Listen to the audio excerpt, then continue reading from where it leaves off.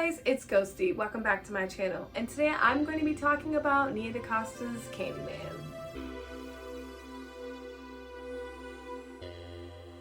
So I literally just got out of the theater.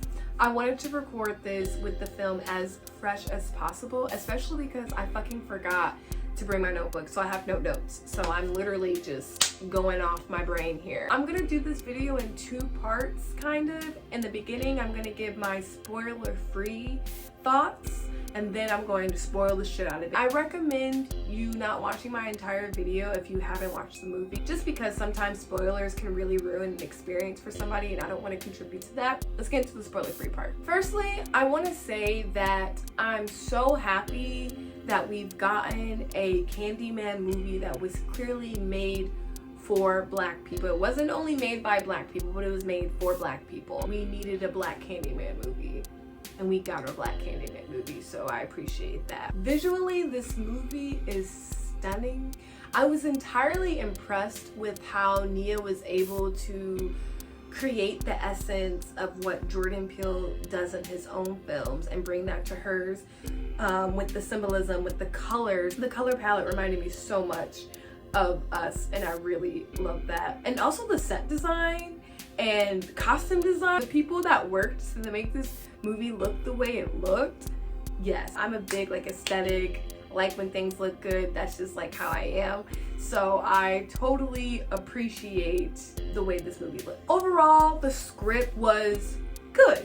It was good. Most of my problems does come from the script, because a lot of stuff was happening at some point. In the middle, there were a lot of things happening. It not only made the story drag a little bit, but it's just like, okay, so now we have this, we have this, we have this. It connected, so that's great. I'm glad that they were able to do that, make everything that they were presenting make sense, but it was a little overwhelming at times. A lot of those ideas that they did present, I was like in love with. A lot of the themes resonate with me. Yeah, overall, I give it 4 stars. I think that it's not a bad film. Do I think that it's like one of the best films? No. And that's why I'm giving it 4 stars. Time to get to the spoilers. Hats off to the people that did marketing for this movie, because they didn't reveal too much. Because of that, I was guessing for throughout the film. The movie opens with this kid, Billy William. He's doing laundry, and he comes across this man that scares him. He's a Black man, has a hook in his hand. Are we to believe that this is Candyman? I'm not sure. But we do know that the cops are outside Cabrini Green looking for that exact man. Before I move on about the plot, one of the things that bother me about this film is how overt they are about police brutality. It's one thing to be subtle and be real about it and be honest, like this is a thing, but it was very overt. And this movie isn't too preachy. It's not. But when the police shit comes up, yes. There's so many themes in this movie, you know, that you don't even spend a lot of time with them preaching to you about the police brutality thing. You get in the beginning, you get a little bit in the middle, and then you get in the end. But it just seems so like, okay, like, especially because in the first one, it was so subtle. A lot of the political commentary in the first one I feel like was subtle. So yeah, so the cops are like looking for this dude and looking for the man that Billy is seeing in the laundry room, and he screams, and it cuts to present day. So this film does that a lot. It does a lot of jumping, and that hurts it. It can become a little disorienting. And I know that we're following a character that is quite literally going mad. Is he going mad? I mean, like, we think he's going mad, but really he's just transitioning. So we skip to present day, and we meet our main cast of the movie. So we have the main dude, Anthony. I cannot think of the actor's name for the life of me, but he is fine. I love him. His partner, I can't think of her, the actress's name either. She's really great in this, and I've seen her in a couple other things. I love her. Like, I really love her. I can't think of her name in this movie. And then she has her brother, and her brother has a partner who's also in and out of the film. They're all gathering, you know, chopping it up, having some drinks, enjoying each other's company. And the brother randomly is like, want to hear a scary story? What better way to start a horror movie, right? So he tells the story of Helen. He doesn't tell the story of Candyman. He tells the story of Helen. When I heard that, I was like, oh, okay, so this is what they meant by spiritual sequel. When they were marketing this movie, Nia and Jordan referred to this movie as a spiritual sequel. I did not understand that, but now I understand that. And because of this technically being some sort of sequel that takes place in the same world as the first movie at the least, they were able to tie this movie into the first one in ways and pay homage to the movie without it feeling like it's stealing from the first movie or like relying on the nostalgia of the first movie.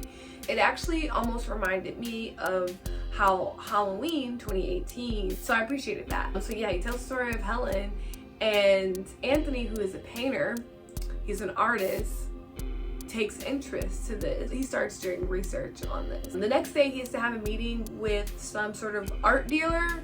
Name is Clive, because Clive Barker is the writer of the OG Candyman. Clive is basically just like, your art sucks, man. He starts telling him that he needs to focus on, I honestly don't remember how he put it, but where I was getting from it is like, you need to use your blackness to make good art. That was such a theme in this movie. Using black trauma and pain, that's probably the biggest theme, like the cycle of trauma and pain. That made me give this movie points because I think that is an important message. But yeah, he's telling him his art sucks, but there's like an art exhibit happening and he has to paint for it. And Anthony says, you know what, you're right. And he decides that he's going to do an art exhibit based on Cabrini Green. And he starts doing the research. He visits Cabrini Green and he meets Bert, aka William, aka Billy. He's still living in Cabrini Green. He actually owns a laundromat in the area. Like, Bert tells him a little bit of the story, gives him some information. And this time, Anthony gets stung by a bee. That becomes a big thing in this movie. I didn't think would be a big thing, but it becomes a big thing. And he does go through the projects and takes pictures, kind of like what Helen did. He gets very invested in this story and feels good about the art that he's going to create because of this story. So much so that he decides that him and his partner should say Candyman 5 times looking in their reflection. I think this scene is actually kind of cute because you can tell that they just like love each other. Also, they interact with each other the way black couples interact with each other. Like, stop playing. Like, you know, like, that's just, yes, I love to see it. He's saying like Candyman and she's like, stop. He sneaks the 5th one in and they do their little wrestle, and we do get a glimpse of the Candyman in the reflection. Another thing that I liked about this movie is that when we see him, Candyman, we can only see him in reflections. We do not until the end of the movie, we don't see him just existing. So when you're looking at him not through a mirror, it's just nothing. And I know in the first movie they had some scenes like that, but also Tony Todd would appear without a reflection, especially to Helen. But even to Anthony, like, he only saw him in mirrors and windows. In the first movie, it was like they brought him out of the mirror, but in this movie, he stayed there. And they have so many visuals with reflections and things like that in this movie, which I love. So yeah, we see him in the window, and next scene, I honestly don't remember, but I'm gonna tell you about the art exhibit that happened. Anthony ends up making a piece of art based on the Cabrini Green story. Helen and the Candyman that got beat up, see, I'm skipping shit. So when he met William, Billy, Bert at the laundry room and was asking for information, he told the story that explained the opening scene. Cops were looking for a dude that was giving out candy because this girl had gotten Halloween candy or something like that and had razors in it, and they pinned it on the black dude that was just giving out candy to kids, because that makes sense. Now, I don't understand why Bert, William, Billy, the young boy in the beginning of the film, I don't understand why he screamed when he saw him. When he told the story as an adult, he said, oh, that's just the dude that did that. And he made it seem like it was a thing that was well known. So I don't understand why when he saw him, he screamed, but he did, and that led the cops to come and kill him. And it turns out that he wasn't even the one that was putting the razors in the candy, so they killed an innocent black man. So that was the story that Bert told Anthony. He makes this really cool art exhibit actually that references the first movie. It's like a 3-window mirror, like in bathrooms. You open it and then all of his art pieces with these beautiful lights. It wasn't really resonating with anybody at the art exhibit, but he was really excited, which I loved. He relies on his partner to further his career, also financially. Only a black woman would write, or the black woman partner in this movie, more put together than her male partner. And also I want to add that only a black woman would give the male protagonist's story just as much as his partner, and it's not really like she's his partner. She's kind of a secondary protagonist, but yeah, she really believes in his art though, and that's why she is so supportive. His art dealer is her boss, and his art dealer clearly does not trust Anthony's art and is just doing it because he respects, I cannot think of her fucking name. He respects her. But there's conversations and whispering and some shit talking basically at this art exhibit about Anthony's work.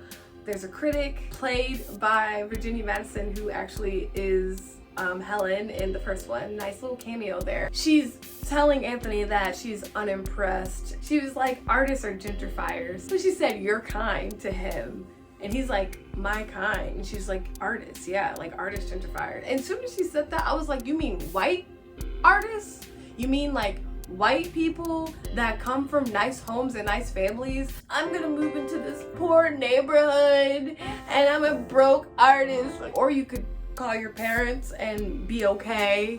Or you could, like, you know, not fumble your white privilege bag. But yeah, so everybody's basically talking shit about Anthony's stuff. That's enough to make a person mad, aside from the Candyman shit. And of course he's drinking, because every time there's an artist who's upset about anything, there's alcohol, them getting drunk, them doing drugs. He gets wasted and makes a fool of himself at this art exhibit and leaves. Then we get our first kill. The art dealer Clive and his little intern that he's fucking apparently. They go to the mirror and say Candyman 5 times.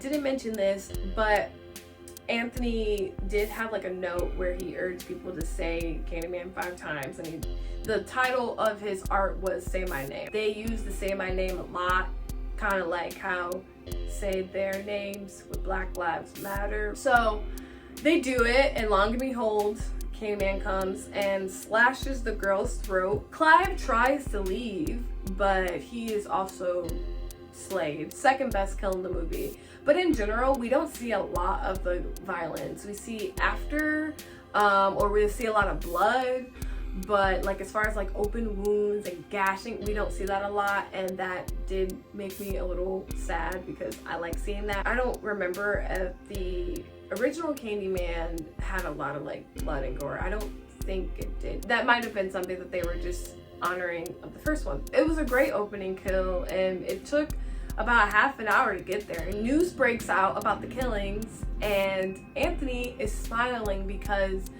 they are tying it to his art. This is very traumatic on his partner. It turns out that her father was an artist, and he killed himself, and she watched him kill himself. So there's a lot of trauma and pain there. But Anthony feels so great, and he feels like he's finally being recognized, so he continues to push and he continues to go forward with this art based on this story. And he thinks that he's, you know, working towards his fucking solo exhibit. It gets muddy here for me. He starts to go mad. His, like, the bee sting starts to take over his arm. We get a lot of like nasty body horror because of that. Wasn't expecting that at all. But his hand starts to slowly get really nasty, almost like a burn. I find it very interesting that nobody recognizes it. Like, one person mentions it. It literally goes from his hand all the way up. I'm trying to think what happens after the art dude died. I guess I'm just gonna go ahead and skip ahead to Virginia Madsen's death. Because of the deaths being semi-tied to Say My Name, Anthony's art piece, the critic hits him up and like, okay, I actually want to talk about this. He, you know, shows up because he's feeling himself, he's happy, and he's proud of his art. She is expressing her interest. He's like, so why are you suddenly interested? Like, didn't you say like blah blah blah XYZ? And I was really worried that he would do some coon shit and just be like, and not call her out on the fucking bullshit that she said at the fucking exhibit. But he was like, artists aren't gentrifiers, it's those white artists that are gentrifiers. And he gives like this whole spiel about that. She excused herself to the bathroom, and he's like urging her to say Candyman 5 times because he just tells people to say it. Virginia Madsen's character is gone for too long, so he tries to like see what's up, and he comes across a mirror where he sees Candyman as himself in a reflection, and it freaks him out. Also, before that, we get a scene where she looks in the mirror and you think that she might be saying Candyman, but it does that jump thing. Sometimes it will take us to like an edge and it will jump scenes, and it's like, wait, what happened? But after he like freaks out in the mirror for a minute, like, oh my god, am I Candyman? You saw that in the trailer. She's like, comes out of the bathroom like, are you okay? He's like, yeah, I need to go. And he leaves, and then the camera zooms out. Best kill of the movie. It zooms out, and we get a view of her apartment building. You see lights of like other people, and then you see her light in the middle with her, and you see her from the outside get thrown up in the air, no sound, thrown up in the air, and bodies just like dragged across the window, smeared. Anthony was to be meeting some important people with his partner at some important event, I don't know, but he's on his way there, and he's like freaking the fuck out because he just saw Candyman. His partner is just like, don't fuck it up for me. Like, I love her. She's getting recognition from another respected black woman in her industry, and she's excited. She is invited to meet her further. So while they're all at dinner and they're chopping up, the news breaks of Virginia Madsen's character being killed, and Anthony's like, fuck. He just like runs. I think this is when he goes back to the art studio. I do know that him and his partner get into it a little bit about Candyman being real or not, but I don't think that this happens now because it gets physical, and that she leaves her to stay with her brother for part of the film. But I don't think she does that yet, because where she's meeting with the woman she was speaking to at dinner, and the woman basically said like, I like you because you have a story to tell, because your life is tragic, basically. And that was so important to me.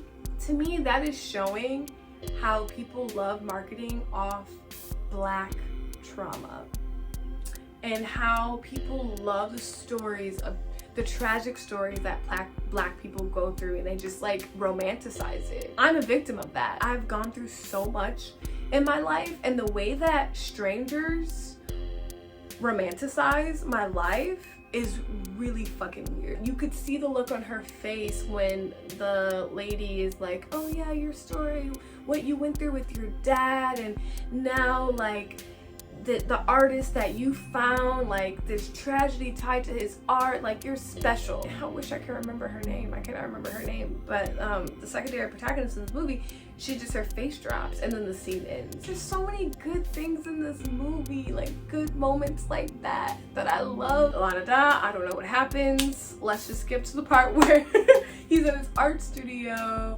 Oh, he goes back. That's what happens. He goes back to Bert, William, Bill, and he's like, I need to know what the fuck is happening. So he tells the story of Helen, and he says, before there was the Candyman that I encountered, here's this Candyman. And I was like, whoa, where are we going with this? I thought they were changing the Candyman when they were introducing the guy with the actual candy. Side note, Candyman was inspired by a true story of razors being found in candy. I don't think that it actually was a thing. I think like some dad lied about it or some shit like that. I don't remember, but I heard about that in like this myth movie.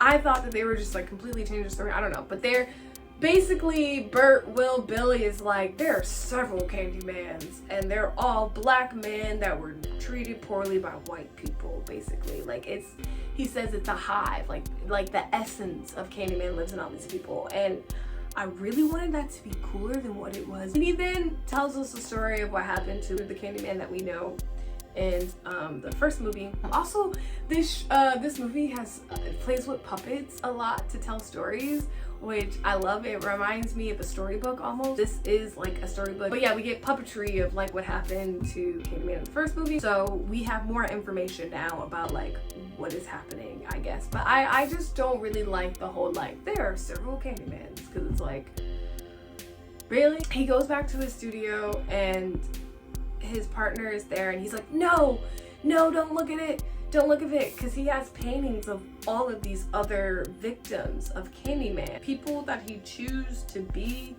him. And Tony Todd's Candyman is the first Candyman. Yeah, it's a lot, but it's okay. Yeah, so this is when they get into the argument and he throws glass and he scares her and she leaves and goes with her brother, and it's a really funny scene I love so much. After the conversation that the partner has with her brother, we go back to Anthony's story and he is at the hospital. He goes to the hospital because he cut his hand. And the nurse says, welcome back. And he's like, welcome back? And she's like, yeah, you were born in this hospital. And he was like, I was born on the South Side. And she was like, no, you weren't. And so we get a scene where he's like going through this apartment building. You're like, okay, where is he going now? And then he opens the door and it's his mother, who's also the lady in the first movie that had the baby. And I was like, oh shit, that's the baby.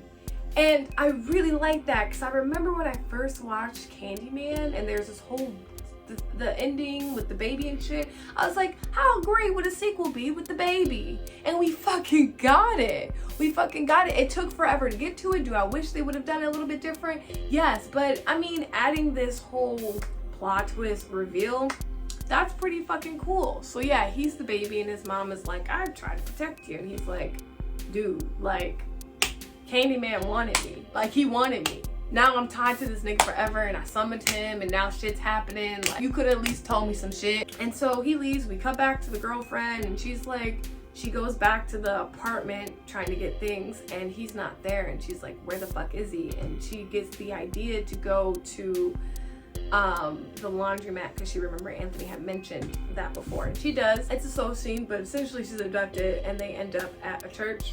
Bill William Burr, Coleman Domenico's character, he is a sub-antagonist. Like, he's a subplot antagonist. What? I'm not a fan of that. I'm not gonna lie, I'm not a fan of him. Like, what was his role for real? I don't understand. If you understand, you can tell me. But he abducted her and he abducted Anthony's character and he's going on about like, yes, the son, the baby, he's the next victim. And his, just some bullshit. And then he calls the cops like, oh, we have the Candyman killer here.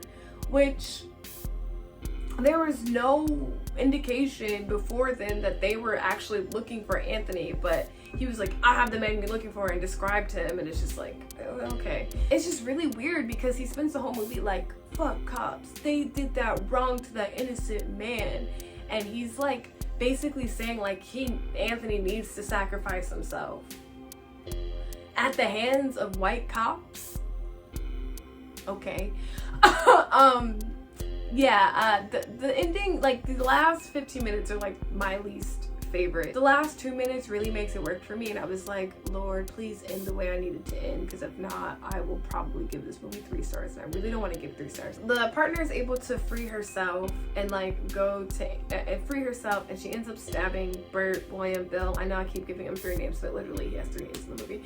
She kills him, and then the cops come and they immediately shoot Anthony, who is in her arms. They arrest her and they give her a story that makes it look like Anthony was fucking resisting, same old bullshit.